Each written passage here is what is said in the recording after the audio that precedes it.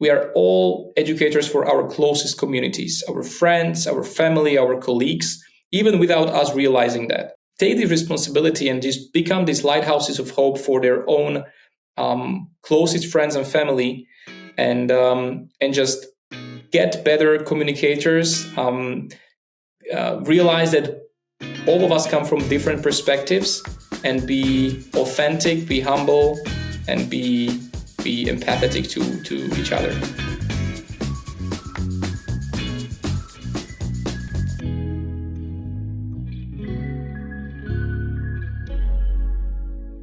Welcome to Life with Bitcoin, where we focus on the personal transformation through the lens of Bitcoin.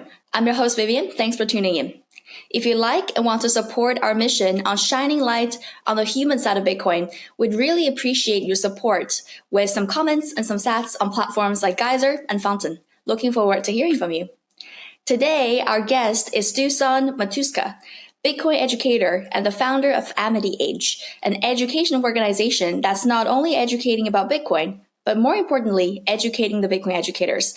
Dusan, welcome. Thanks for joining today. Thank you, Vivian. Pleasure to be here. I heard you're from Slovakia. It's a place I know almost nothing about, really. What was it like growing up there? It was pretty chilled out. We are a country that was previously in Soviet Union, part of Soviet Union. So after, in 90s, everything like sprung up and the capitalism came. But my upbringing was pretty cool. My parents were chilled out. So I enjoyed, I started doing sailing very soon in my life when I was 11, and I'm sailing since then. So for 20 years. So my teenage years were all about sailing competitions across the Europe. And so I had a pretty good and fun childhood there. And before you become a Bitcoin educator, you were already very much in the realm of education, teaching math, English, and physics. So do you think there were something about education itself that clicked with you as a person? It really was. And I started doing education and teaching others when I was about 17, 18 years old. So I was teaching my classmates. I was doing these one-on-one tutorings for them, mostly math and physics and English. So, and I remember when, parents started to call me to teach their kids that were like 10, 11. And they told me that, well, my kid, it doesn't have genes on mathematics. So please just come and help him at least to pass an exam. I'm that kid. And when I one more time, you're the kid. Yeah, I'm that kid. but the truth is, what I found out was that when I met with a kid, and I especially remember one boy, he was like, yeah, math is not my thing. But after like maybe 30 minutes of talking, I did kind of like diagnostics, and I understood it's not about him. It's mostly about the attitude of the teacher. So he was always telling them, oh, you will study this at home. And he was super fast. He didn't care about if kids are getting it. So this young boy, he just fall out of the math when they were doing fractions, and everything else, just he couldn't keep up. So when we figured it out and we solved that little thing, suddenly he became very confident. He's like, wow, it's not that difficult. It's not about the genes. It's about the proof of work. So he started to do exercises himself in home. And but the most amazing part for me was that his parents started to treat him differently, with more respect. And suddenly they saw it's about the work that the kid put in. It's not about the genes. So these were the moments where I figure out like, wow, I want to have these feelings or give these gifts much more time and see this change in kids happening. So I started to do tutoring since then. And during my university studies as well, this was my main job. So I was tutoring kids from 8 years old all the way to university students. And I just fall in love with education in general. And how does that translate to Bitcoin? How did you transition from being a tutor and a teacher to a Bitcoin educator? So I always had in my blood, the craving for freedom. When I was 16, we started to ship some headphones from China, and we're selling them for 10 times the price in Slovakia. We get it from like $5 and selling them for 50. And so I always try to figure out, these hustles and kind of how to not be dependent on some 9-to-5 job, and how to really like be free to do what I want to do. And I also studied a little bit of IT when I was in a high school. So I was in an IT class. I wanted to be a developer, but in the third grade, I had a huge argument with my IT teacher. So then I said, I will not do IT, never in my life. So I went to an economics class and University of Economics and Management. So I always had this kind of craving for freedom, for technologies. And in 2015, I first heard about Bitcoin. I was, okay, it's a scam. I was super skeptical. So I just forgot about it for 2 years. And then in 2017, it came again through my friend who I trusted a lot. And I said, okay, Peter, so you're into this scam. So, tell me why. And just, I want to find what is wrong about that. And he started to explain me more about how Bitcoin can help really in the countries where there's high inflation rates, where the economies are crumbling and the people are unbanked. And I was very, very interested by that. So that night, I came home and I started to study anything I can find about Bitcoin. And I really kept studying for hours, and I realized that it's 3 a.m. already and I need to go to sleep. So the next day I called my guys in a company, and I told the guys I'm not going to work this time, and for maybe a few days, and I will just keep studying Bitcoin. And that's how it started. And very soon I realized, I want to spread the knowledge as much as I can. So it feels like you're pretty certain which path you're going to walk on in the realm of Bitcoin is education, because oftentimes people come in the space and then they are Bitcoiners and they think, oh, how can I contribute to space? And oftentimes that's not education. Like sometimes they choose to work in a Bitcoin company where they want to build products around Bitcoin, like wallets, layers. Did it come really intuitive for you that you want to become a Bitcoin educator in the first place? Or you just kind of stumbled upon that path? Well, it came very naturally. And since I didn't have such a knowledge in coding, I cannot code. And basically the only thing I could do was education, and I love it. So it was very quickly that I figured out, like, I want to teach Bitcoin. And as Bitcoiners are saying, I'm going to die on this hill.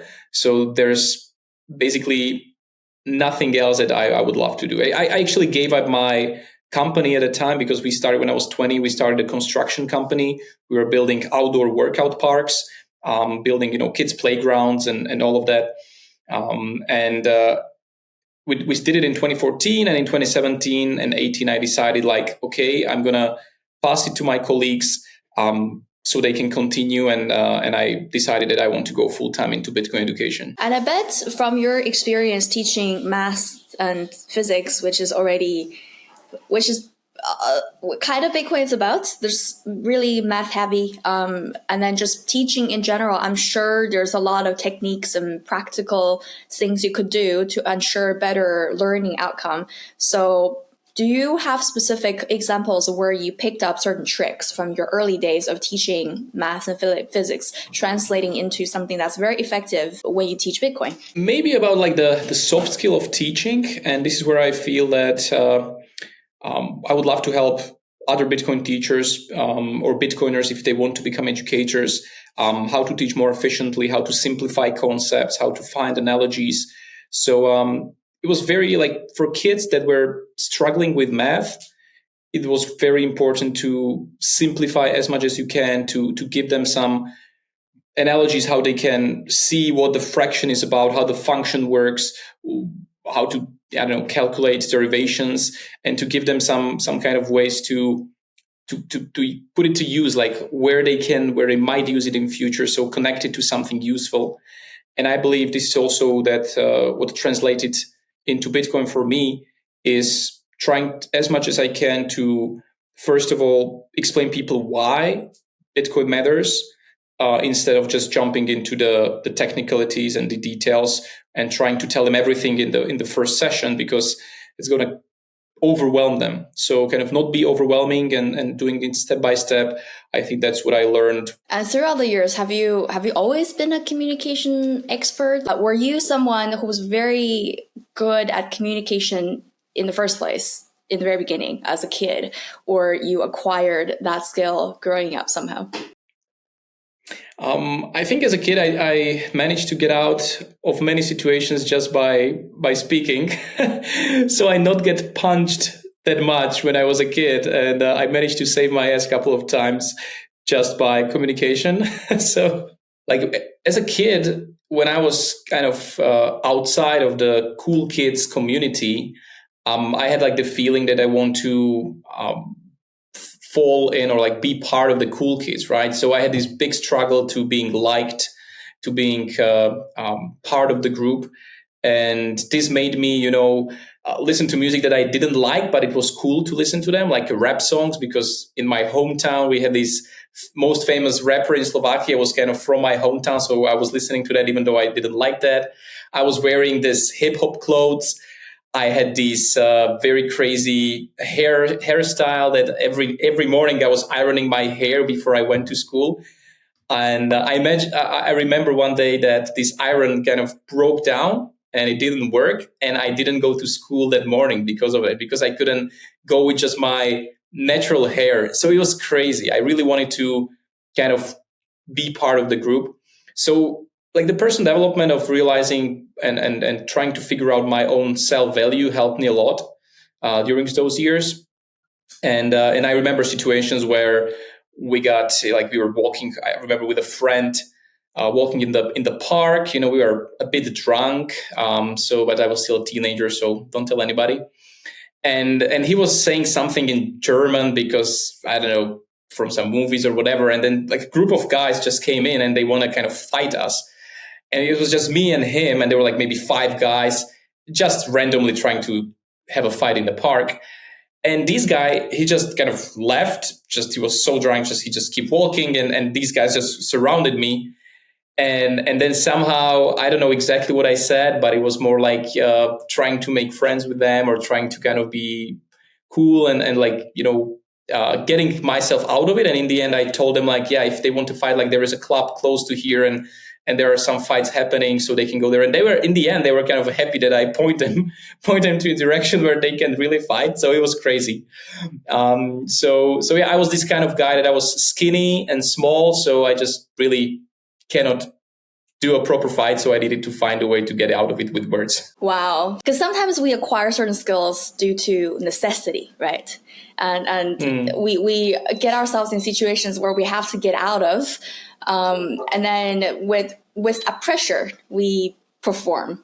Sometimes it's just you have to get back in that corner to develop a part of yourself that you didn't aware that you have. Now that you're a Bitcoiner, there are certain lifestyle that come with it. Are you among the no chair club? Like, do you have a chair at home? And how adapting Bitcoin changed your lifestyle or spending habits in any way? I was not a huge spender in my life in general. I was brought up in a family where we really weren't too rich. We were kind of like let's say middle class. And I was taught by my parents to be humble in a sense, or like not to spend too much.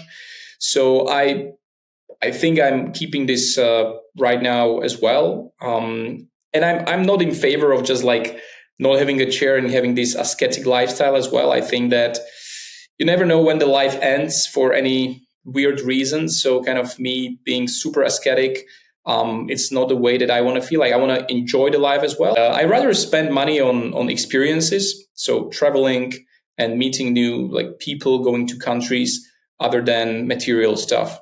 So I save in Bitcoin, or my salary is in Bitcoin basically. So I have no other income than Bitcoin.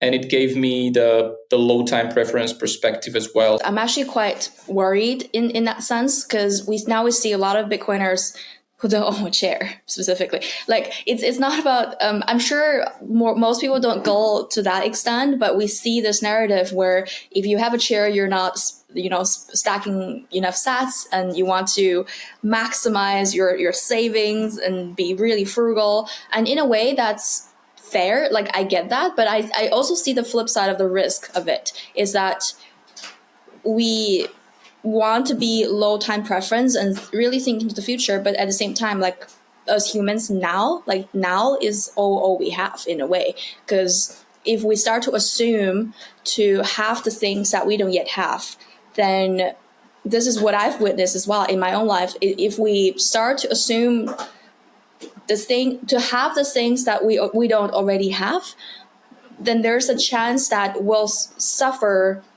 the sense of loss. And that's terrible for things that we don't have in the first place. And it's just terrible to witness. And I always try to remind myself of the balance of how do I balance the power of now and then the being a good Bitcoiner, be low time preference and success for the future. Because I'm sure there are people who are giving up on certain things today to in order to save. Like some people choose to not have a wedding because they want to save. Some people choose to not go on that vacation or not go to certain things to create these memories with their loved ones instead of stacking sets. And I totally get that. And I do that too. But I just want to encourage everybody to think on the flip side of how should we utilize Bitcoin? Because in the end, for me, Bitcoin is a vehicle. It's not the destination. We're humans at the end of the day, and then we need to love and connect. And Bitcoin helps us to do that instead of preventing us to do that. I think that's the bottom line. Yeah, I completely agree. And I also see these narratives all around. What I try to do is to listen to myself and really what resonates with me. Because as I told you, like in the past, when I was a teenager, I was mostly trying to fit in. And sometimes I feel like these narratives are pulling a lot of people that they want to also fit in into this Bitcoin tribe, and they want to kind of be like that guy or this girl or whoever, and they go against themselves. So for me, like the Bitcoin brought a topic of low time preference much more to a clarity or to my view, where I'm much more thanks to Bitcoin on the scale of the low time preference, but I still want to keep myself as I feel that this is me, and not going to extreme where I will be just doing it for like, oh, just to be a good Bitcoiner so somebody can tap me on the shoulder like, yes, you're stacking hard enough.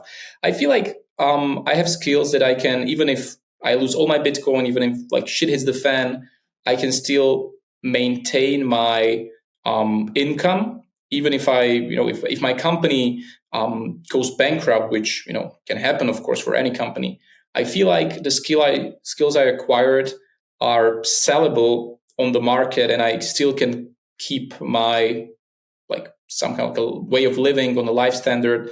So I'm not very afraid of all of that. So I don't need to stack that hard, because if I will not, like suddenly I'm going to die in a couple of months. So yeah, kind of like a common sense to everything is kind of my way to go. We have a idiom in Chinese. It's called 开源节流. Basically, it means how do people preserve wealth? There are two ways.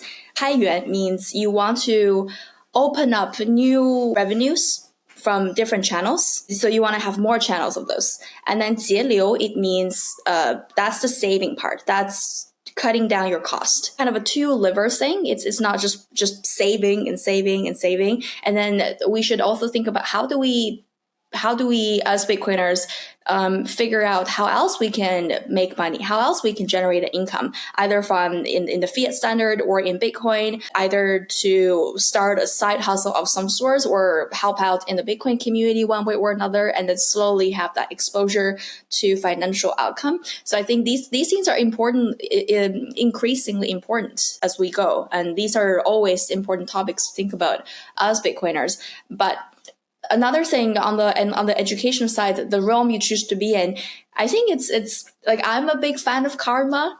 In a way, like I like to think about things around karma. I like to talk about it. And if you think about the area of education, it brings there's so much good karma in it, because you're teaching people and you're introducing them to something that's completely new and different and change their life perspective for the better, and that's literally changing lives. And oftentimes you don't know it. Oftentimes it takes years to manifest. Per se, but it's an industry where it's a space that has a lot of good karma and positive energy. No, that's true. That's true. And once you see the kids getting it and enjoying that and learning new stuff, it's also in a kind of selfish, like you feel good about that, and you feel that you're helping a lot of people as well. So yesterday we had a class here in Roatan for digital privacy of kids. So we are starting a new program here. It's like a 4-week a program related to how to stay safe online, and there were like a lot of interaction from the kids. They were sharing stories from their friends and family, how they get scammed, or their social media accounts got hacked. So they were really like getting the whole point of it and understanding the concepts. When I teach Bitcoin diploma here in Roatan, and I see people and like the kids getting what is inflation, how money is created, and they have these aha moments, I feel like this one aha moment can have like a profound change in their lives, how they're going to treat themselves in future, how they're going to trade their energy and limited time they have for money that's being printed out of thin air. And it can create these ripple effects, like the butterfly effect. You just do one class here in Roatan in one school, and you never know which kid can bring such a huge change to Honduras, to Roatan, or somewhere else in the world, thanks to that little thing. And they even not realize it years after that. But this feeling gives me like a huge power and huge energy to like keep on doing that. That's amazing. That's really amazing. And before we jump on the next topic, do you mind if I just quickly close that door? So you're now a Bitcoin educator who focus on educating Bitcoin educators. That was a mouthful. So first things first, what is your definition of a Bitcoiner? How, in your opinion, how does people qualify as Bitcoiner? Is that when their Bitcoin balance is not zero, or it has to be more? That's a very good question. And I can say by the talks with people and by the discussions that who I feel is a Bitcoiner and is not. And I don't know if I can tell like really like the characteristics, but in general, it fits into a category like the people who I feel like Bitcoiners.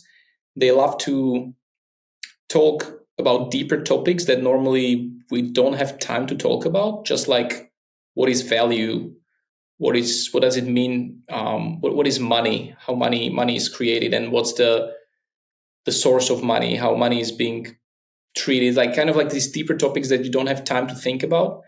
Bitcoiners for me are people who also care about the good of the others, in a sense of like a lot of Bitcoiners I really met that I would like, this is a Bitcoiner.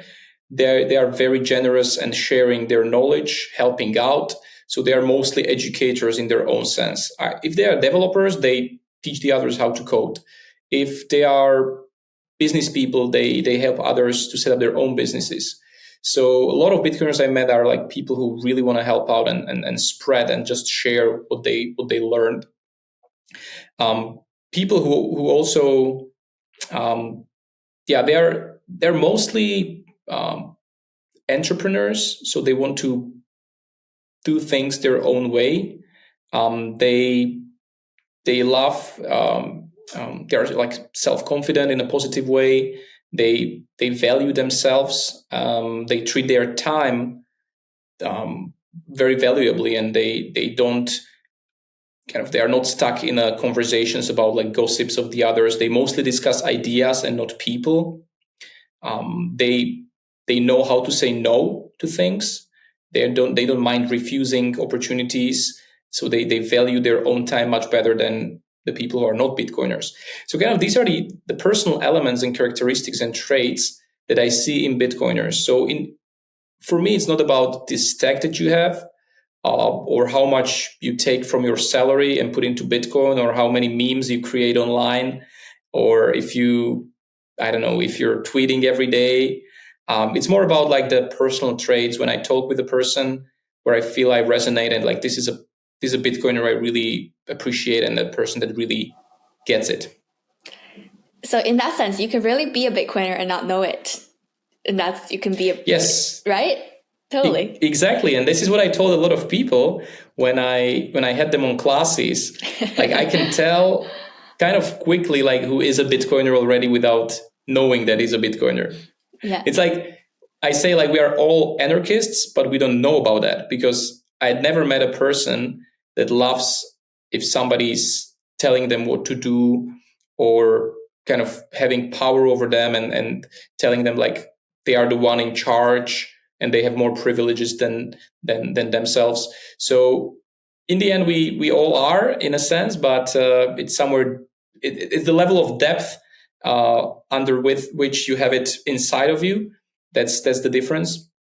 And I think with Bitcoiners, it's kind of the same. People love the freedom, but some of them are not yet willing to fight for it and just get it. But maybe later in their lives, or if something happens to them or their family, they're suddenly just this Bitcoinerism being released out of them.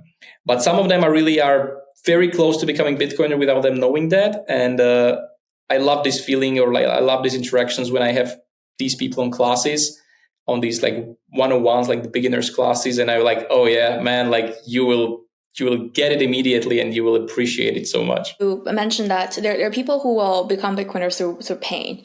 And you are someone who personally became a Bitcoiner because of your curiosity. So I think that's two of the major kind of avenues where people come from into the world of Bitcoin, either through pain or curiosity. And what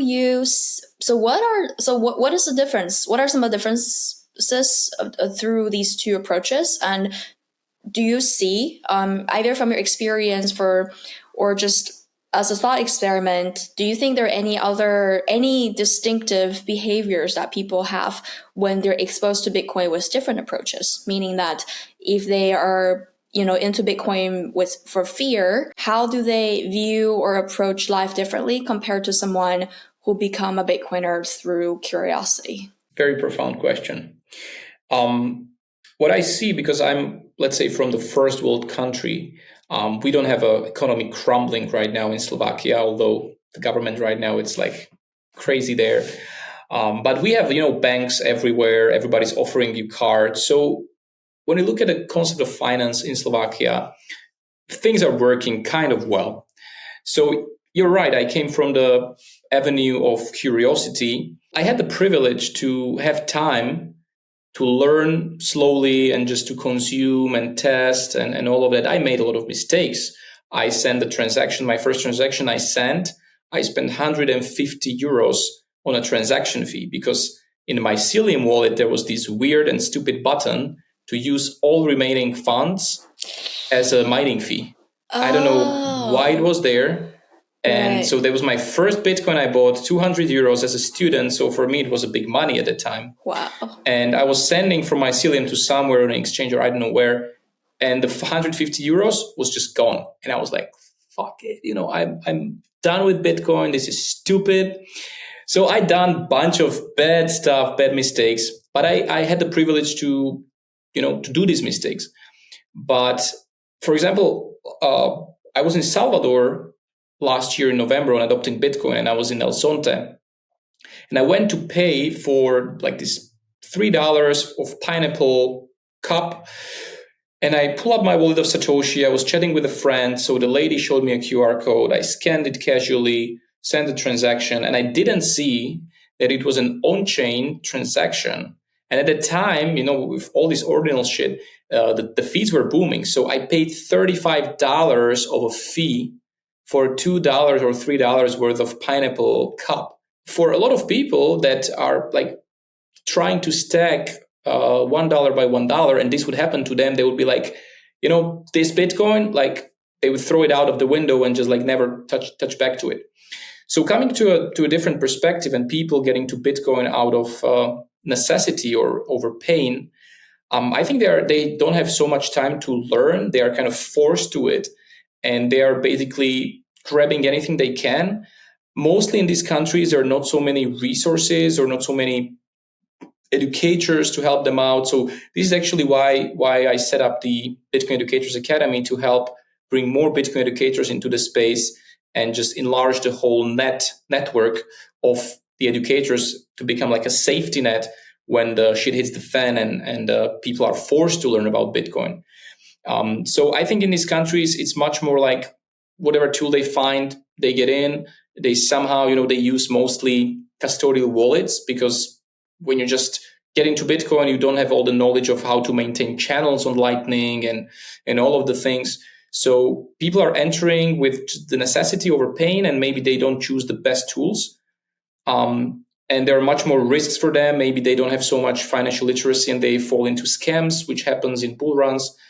So So yeah, I think this is the difference. And but sadly, I think most of the people coming to Bitcoin will come, or I think came already through pain in countries where their economy is really crumbling, and they try to save themselves. So I would love, with all the activities that we are doing, I would love to bring more people out of curiosity sooner than they would need to be forced by pain. Yeah, totally. I was reading a book and it was talking about how and when people pursue change. And unfortunately, it's not because of unhappiness almost, it's because of discomfort. People, we as humans, we are naturally gravitating towards comfort, and this is in our genes. And oftentimes, pain is comfort for us and the status quo, even if we are, we're not happy in it. This is comfort for us, and this is why we see people kind of be in a unhealthy relationship, not because they're enjoying it, because it's comfort, because this is something that they know. And the flip side of uncertainty is more scary, and people will only change when the discomfort of not changing is greater than the discomfort of changing. And for people who are in developed countries or countries where the financial side of things haven't gone so bad, then the status quo is comfort. They know that something's wrong, but to change the alternative, to be open-minded enough to go down the rabbit hole, that takes a lot of extra effort, and that's more uncomfortable than staying in status quo, even though something's wrong. The sooner we bring people onto the Bitcoin standard through the route of, the more hopeful we can be, right? And the less cynical Bitcoiners as a group will be compared to if they come onto the Bitcoin standard through pain. What are some of the most common questions you get from people who are not yet into Bitcoin? And do you get a sense of where do they pick up these impressions? So here in Honduras, we live in Prospera, which is this private city in Honduras. And there is kind of the tension between the local government and Prospera, because the Prospera is basically a private city with its own rules, and it's showing to the government how things can be done more efficiently with a lower budget in the end, where government doesn't like competition. So and a lot of marketing is done from the central government approach against Prospera, against these private cities. There are 3 of them in Honduras, 3 ZS. It's called Zone of Economic Development and Employment. And somehow people also connect a little bit the Bitcoin and Prospera. So we also need to tackle these issues.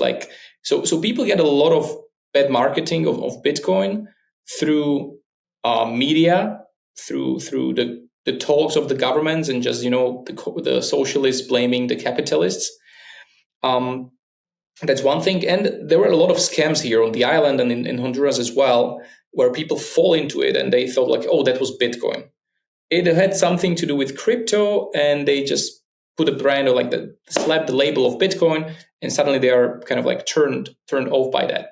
So it requires a lot of explanation, a lot of understanding their situation, where they are coming from, and not being forceful, but being more understandable, and a lot of empathy to understand their situation. It's me, I'm the alien coming to their country, so I cannot force them you need to do it this way.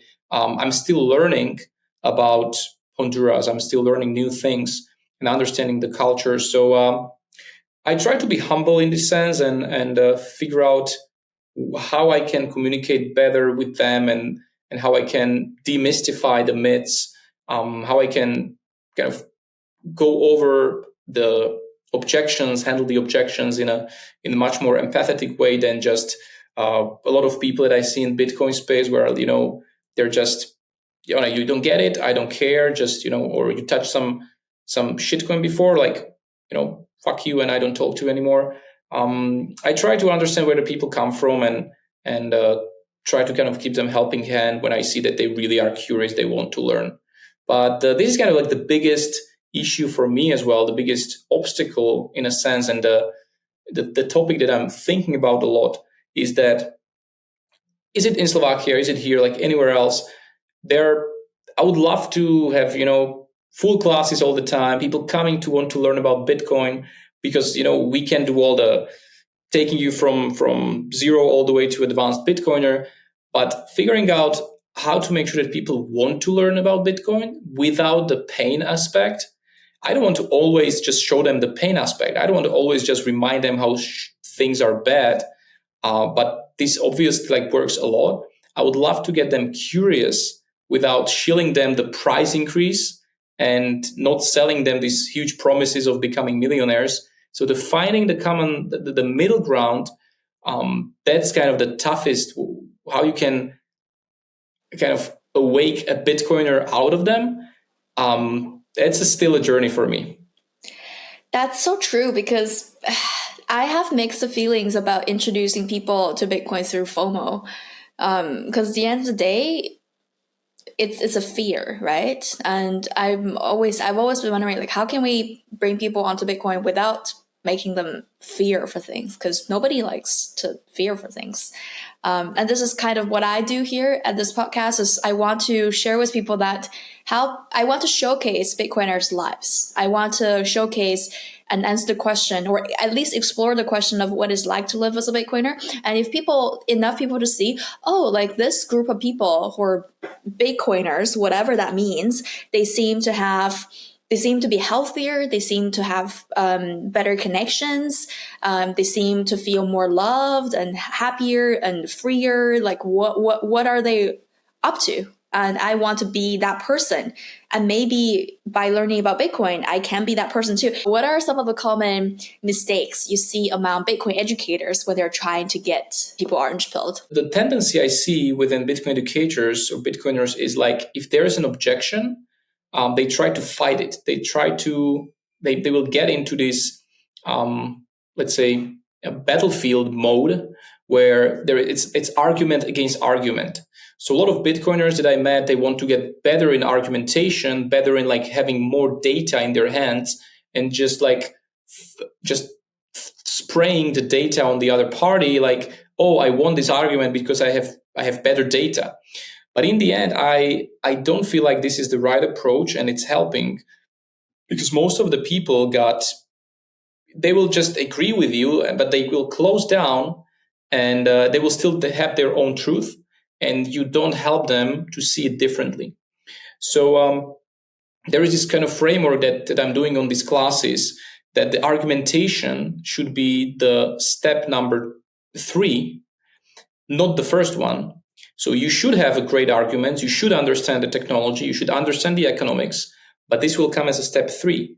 The step number 1 is basically to understand what the person is really objecting to.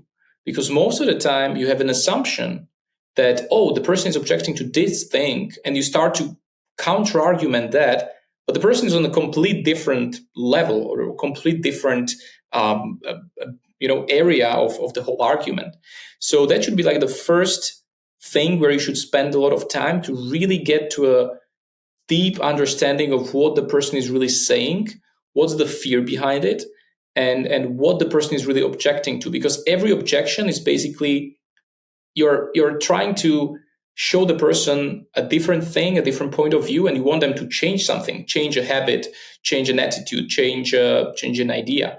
And as you said before, we don't like change in general. We love the comfort. We love the comfort zone. Our brains are trained with evolution and all the millions of years to stay in the way of comfort. So anything, and if you're bringing the topic of Bitcoin, it's so it's so different, it's so disruptive to a lot of ideas that people hold, that it's very natural that they will object. So I try to encourage educators and speakers and Bitcoiners in general that it's good that people are objecting, because it says that they care, they're willing to risk not agreeing with you and coming out. So I love when I have a class and people are raising hands and objecting. I love it, because that shows me a feedback that shows that people care. Because if they just will not raise their hand and they just leave the class, I think perfect, I did a great job. But then they will not start using Bitcoin. Why? Because somewhere in the middle of the session, they disconnected and they were damn, I don't get it. I'm not in favor, or whatever, some environmental issues, or concerns about terrorism or money laundering. They will not tell it to you, and you lost them. So the understanding is the first element. And then in the second part is basically the acceptance of the objection. The acceptance doesn't mean agreeing with the objection, because sometimes the objection might be stupid objectively. So some educators are afraid to accept the objection because they feel like they would agree, but it's not the same thing. So to accept the objection is basically telling that person that they are not stupid for what they are saying, because it might have some value in it. It might have something that they really it's really relevant, right?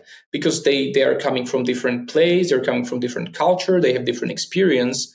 So to understand it first and to accept and acknowledge the objection, and then the person basically, because the objection comes from the amygdala response, right? They are, you cannot speak neocortex to them because they are in this reptile brain mode, and you try to give them facts, but they are completely in a different spot. So first you need to bring it down so the neocortex speak to neocortex. If you're not there, you can have a ton of amazing arguments, but they will not stick. So this is kind of a very soft skill thing, and it's very counterintuitive. But me personally, we work like this, or we communicate like this with my girlfriend. We are together for 5 years, and in 5 years, we never had any argument, like none, not even a single one. Why? Because every time something comes up, we first of all, we try to understand each other. Where do we come from? And most of the time, the whole argument is gone in a matter of seconds, because we understand, like, oh, but we're coming from the same thing and we want the same thing. So there's nothing to argue about. So we don't have presumptions about what the other person wanted to say. Or we try to really look at the argument or at the objection from the perspective of the other, and realize where they come from.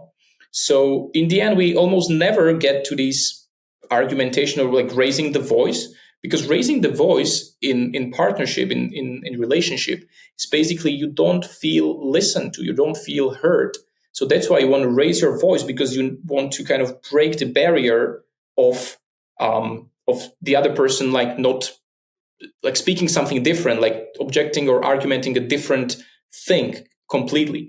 And you feel like, dude, you don't hear me, so you're trying to raise your voice, and then where the argument comes up and the other person is raising the voice, and it's gone. Sometimes we get personal when we handle objections, and we see that the journey of us Bitcoiners finding Bitcoin is a journey of forego our ego. But I do, on the flip side, see the risk of once we become a Bitcoiner, we sort of form a new ego of that feeling of, oh, I know better, right? And that can carry through when we're trying to talk to people about Bitcoin. And then when we start to handle objections, I think that analytical part, the part of us have gone through the rabbit hole, putting in these hours, acquire all these knowledge, acquire this new perspective in life, that we naturally think, oh, I know better. And that will shine through. And then we end up becoming a little condescending in a way to other people, and that's not gonna be effective. We should all be very careful when we talk to people about Bitcoin, and we cannot assume that we know better. You shared this process where handling objection and actually forming arguments is actually the third step, whereas before that you need to do clarification, and you need to actually listen to and receive people's argument before you make up your own argumentation. So just for the sake of demonstration, and so we can see your approach in action, although I'm probably totally gonna clickbait it, so just for the sake of demonstrating your process, I'm here saying that no, everybody in society should celebrate Valentine's Day. Either they're, single or not. And your argument is we as a society should cancel Valentine's Day altogether. So if you were to convince me this should be the case by using your method, how would you approach it? Okay, so yeah, I'm completely for canceling the Valentine's Day, and I think we should do it. I know you can counter argue, but why? Don't you think there should be a day where lovers can celebrate their relationships and have a great time? So you're saying that when we wouldn't have a Valentine's Day, people cannot take the time to have a nice relationships and nice romantic dates together? Well, they can, but it's nice to have a dedicated day where everybody's doing it and then you kind of soak in that atmosphere. And it's just more occasions for us to celebrate love. Mm-hmm, mm-hmm. I agree with that. And I thought the same. I thought the same before. Before I realized how Valentine's Day is ruining our economy and putting pressure on a lot of people during this just one day. So I'm completely. I was thinking the same thing before I realized everything that's behind the Valentine's Day. But what I try to do is to come with like completely understanding your point, because I might felt the same way before. So this is what I try to teach educators, for example, in the second stage of the accepting the argument. It's if you had the same thing, or if you had the same conviction or idea before you learned about Bitcoin. So, for example, you thought like it's going to ruin our environment, or it's only for criminals. And if you really felt it that way, you shouldn't be afraid to acknowledge it as well, because this way you show to people that the person is not alone.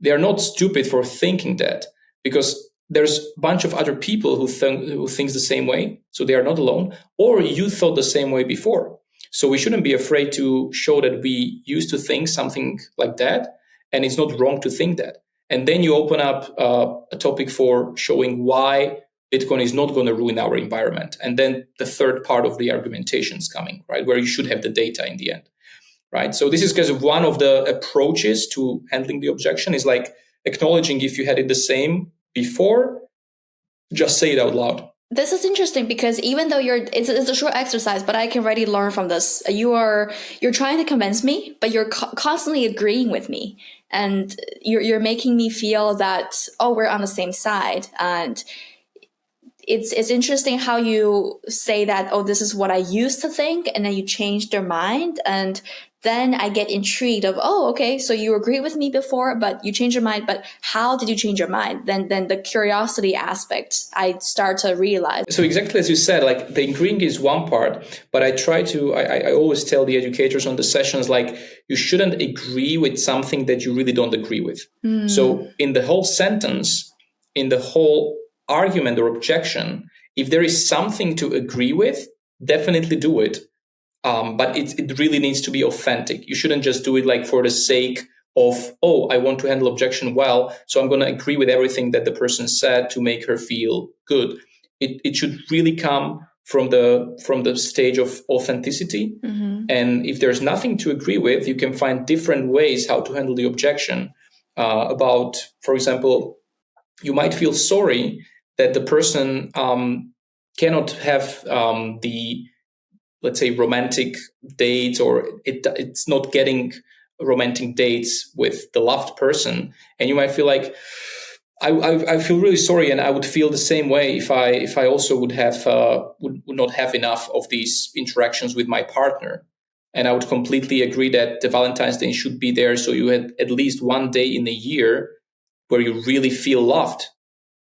So this is also a case, if you feel that the other person is saying the argument from a perspective of sadness, again, if we should align on the empathy level, and you can say like you feel sorry for that person experiencing that. If somebody lost money in a scam and they are very skeptical for Bitcoin, one way to handle the objection is like you really feel like you can say that you feel sorry for the loss of the person, because if you really do, again, it should be authentic. Again, it's not just like because Dusan said on the podcast.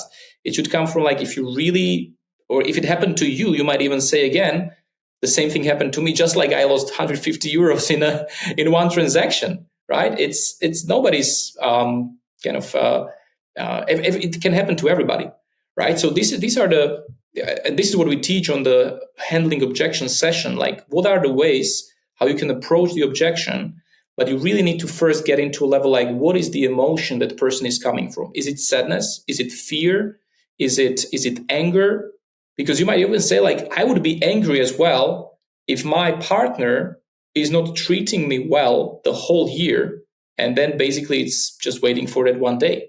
So I would feel angry as well about that. And this is the way where you're getting the person emotionally on the same level, because you really tap into what they feel at that moment.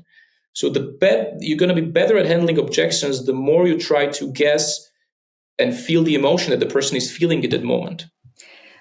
That's a really good note, because you're suggesting us to handle communications not from a manipulative approach, and that's very important. And instead, we should communicate with compassion. We should communicate with integrity and authenticity. And you're the founder of Amity Age. What is Amity Age? So Amity Age is a Bitcoin company, and I like to say, how we came up with the name first. Because it was like 3 years ago, I was sitting with my business partner, Gabriel, and we were just talking about what Bitcoin really means to us. And of course, we tackled the issues like freedom, but then we talked deeper, like how does the world look like when we have freedom? And we believe and we agree that it's a world where people cooperate on a much better level, because if we have one standard of measuring value, if we have Bitcoin standard, we can have much more efficient and higher cooperation on a global scale. And if the money is separated from the state and the government cannot print money, I believe we can have much more peaceful society, because the governments cannot finance these endless and stupid wars. So, and there is this word amity in English, which is a very archaic word, not very used today, but it translates into fellowship, friendship, cooperation, peace, and harmony. So there's all the words that basically told us what the Bitcoin means to us. And we see Bitcoin as a tool that can bring us to the era of amity, era of cooperation, the age of cooperation, the age of amity. So that's how we named the company Amity Age. And then we created this little character that you see in our logo, this young girl, and her name is Amity Nakamoto, the granddaughter of Satoshi. Because Satoshi disappeared in 2011, he left us with an amazing tool, but there needs to be somebody to carry the torch. So this Amity represents the young generation, the young blood, who's right now, they're all the educators, all the builders and developers who are pushing the tool to make it successful. So we want Amity to be kind of this character, this avatar that's teaching people and taking them on this educational journey. So Amity Age it's about education. It's about Bitcoin education. And our big mission is to welcome 100 million people in the Bitcoin rabbit hole. And initially, we had a goal of educating 100 million people about Bitcoin. But then we thought about it much more deeper and like, what does it mean to educate somebody? Like, when is somebody educated on Bitcoin? I don't feel I'm still educated enough. So it's an endless journey. It's the endless rabbit hole. But what we can do and what we want to strive to is to at least welcome them inside of the Bitcoin rabbit hole, inspire them to learn more about Bitcoin. And I imagine it as like Amity is opening the door to the rabbit hole, inviting people just come in, join us, and let's be the rabbit hole explorers together. And this is kind of the way what we would like to achieve, because then a lot of people will set up on their own journey. They want to either go through podcasts or to videos or read articles. They will find their own way and own approach in the whole Bitcoin rabbit hole. But what we strive to is to at least give them the spark and welcome them in the rabbit hole. So this is kind of the big mission of Amity Age. And we initially thought about how to finance the education, because the education business is tough in terms of like you mostly depend on grants and donations. And I used to run and be part of a couple of NGOs before, and it's very tough if it depends on volunteers, if you need to go to companies and strive for money. So what we had the opportunity, luckily in Slovakia, that Gabriel's family member owned a power plant, a very small power plant, a biogas one. So it was 1 megawatt, nothing too huge. And we had the opportunity to start mining there. So it was very funny because the power plant was running on cow shit and and some corns and stuff. So we were literally turning shit into Bitcoin. So Bitcoin for us was a proper shitcoin. Yeah. Yeah. So we had like the shitcoin machine to create Bitcoin. And so this is how we started 3 years ago, and this was kind of the first money inflow that we had. And thanks to it, we could start to develop the programs. We are financing the education on Roatan, our Bitcoin center, and of course we want to figure out different revenue streams outside of mining as well to sustain the education activities. But luckily, we can pay the teachers, we can pay the people in the team that can do the education, and they can spend time teaching themselves and then delivering the knowledge. And we are not dependent on kind of constantly going to companies and maybe then changing our narrative because we need to please a sponsor. So we want to be very self-dependent. A couple of times we were offered some referral fees for using some wallets where we get like, okay, the wallet's charging, or the POS software is charging, let's say 2%. So we can get, I don't know, 1% of it or 0.5. But I refused all the time because we want to be objective here, and we want to offer and recommend every software that we feel like it's worth for that person, for that business owner. And we don't want to be biased by who's paying us the most.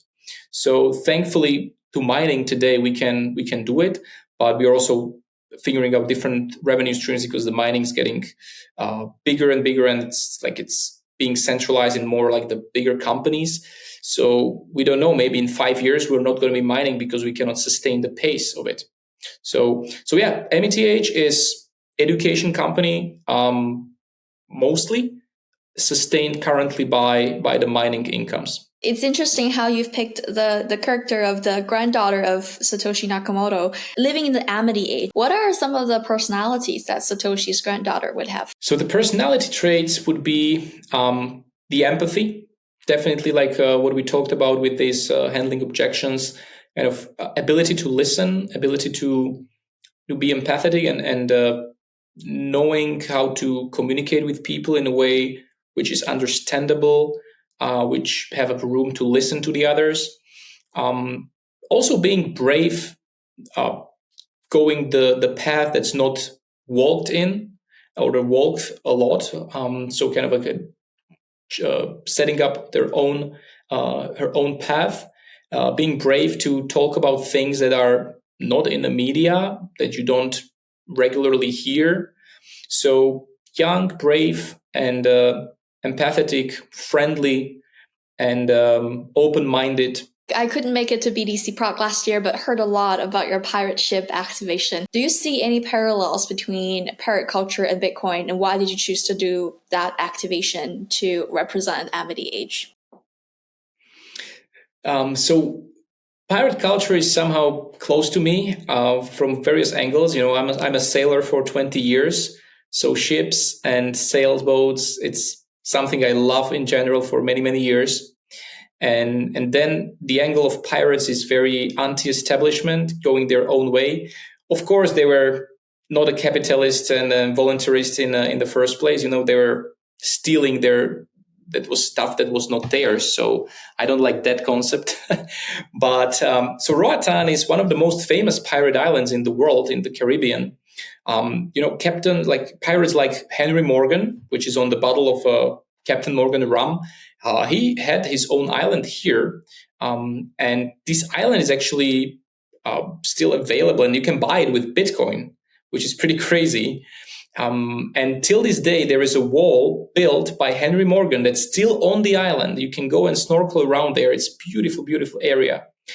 There still should be about 3 pirate treasures on the island hidden in the caves, which weren't found yet. So people tend to come here every year and search for them with metal detectors and just, digging through the caves and forests. We actually managed to find a pirate glass from old rum bottles of pirates here in the woods. So this is kind of like the culture I'm very resonating with.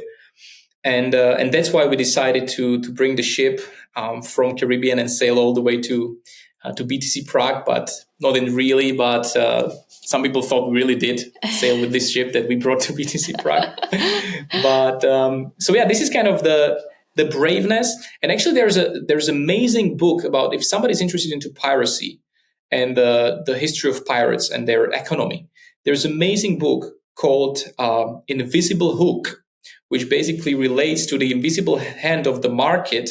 The Invisible Hook basically speaks about the economy of pirates and how progressive thinking they were in those 17th and 18th century, that they were the first groups of people that allowed, black Caribs or people from Africa to have on the boats, because they didn't care about their race. They cared about the performance. So they were very merit based.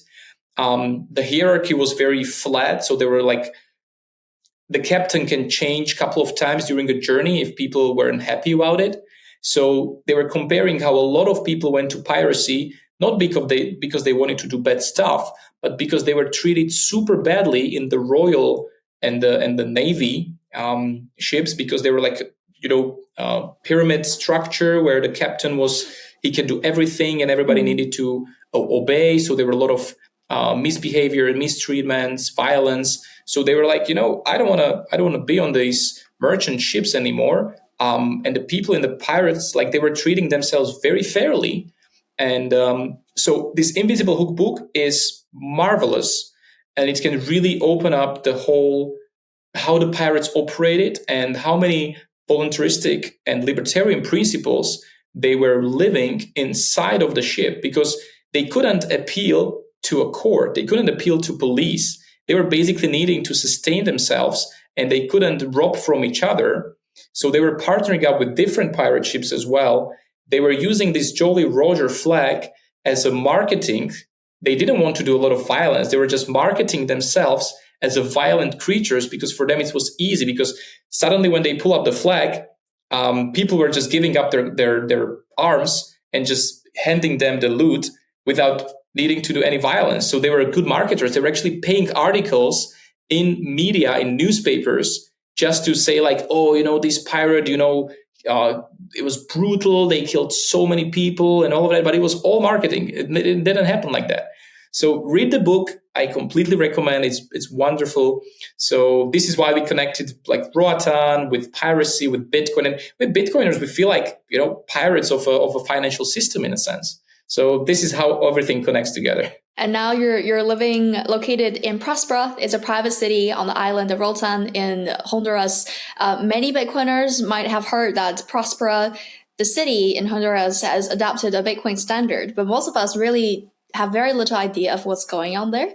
So what is your experience there? And now that we have Bitcoiners constantly thinking about living remotely and relocate, would you recommend Prospera as a destination? I would definitely recommend that. And more and more Bitcoiners are coming here. I met a guy, his name is Ben Gunn, amazing Bitcoiner. I met him in El Salvador in November. He's a diver. So if you love diving, you're going to love Roatan. It's the second largest coral reef in the world. So the diving is marvelous here.